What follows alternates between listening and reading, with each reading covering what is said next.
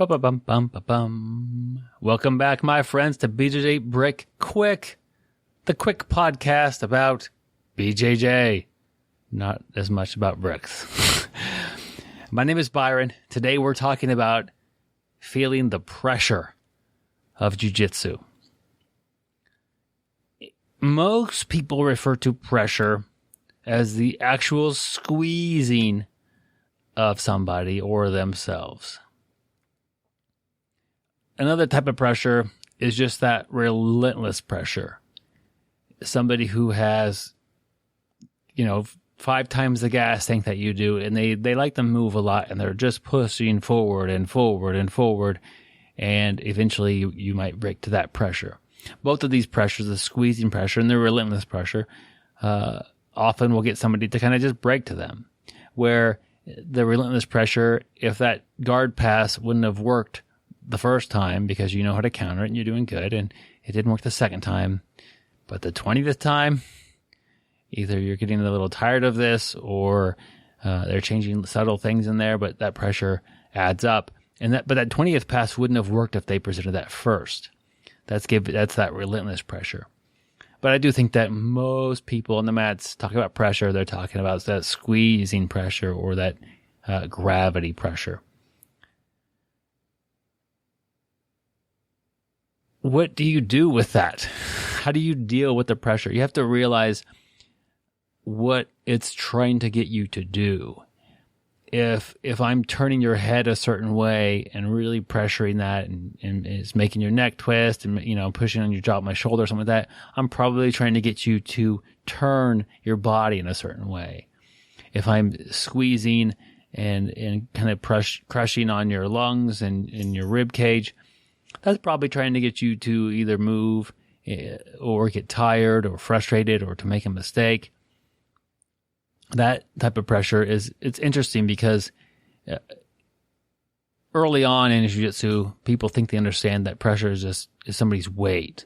And if you've ever been pressured by somebody who was smaller than you and also very effective with the pressure, it's not necessarily the weight. It's that they're squeezing you like a boa constrictor. And that does give you a big feeling of pressure. And that's something that you should be learning or trying to work on if you haven't really figured that out yet, to squeeze. But do know and think about what they're trying to accomplish with this pressure. If they're just being bullies with it, that's one thing. If they have an actual objective with it, good for them. They're working a smart game and deal with that, hopefully in a smart manner. Sometimes you have to go with the pressure, and they might get what they want. And if you could realize that before you expose your back or, they get that arm exposed,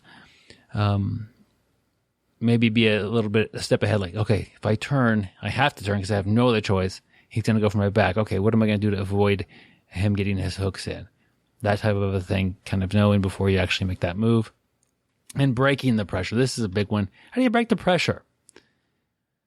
So I was thinking about this relentless pressure. That's something that I don't really do that type of a game. I don't have a wild, relentless, just keep going.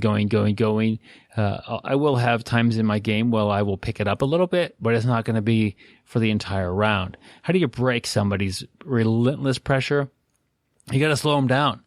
And the gi is one thing that could help with that, getting good grips, or close guard is a way to just we're going to take a few seconds because I have close guard now, and you're going to be a little bit slower, and I'm going to take a deep breath and kind of break that cycle that you've put on me of that relentless pressure.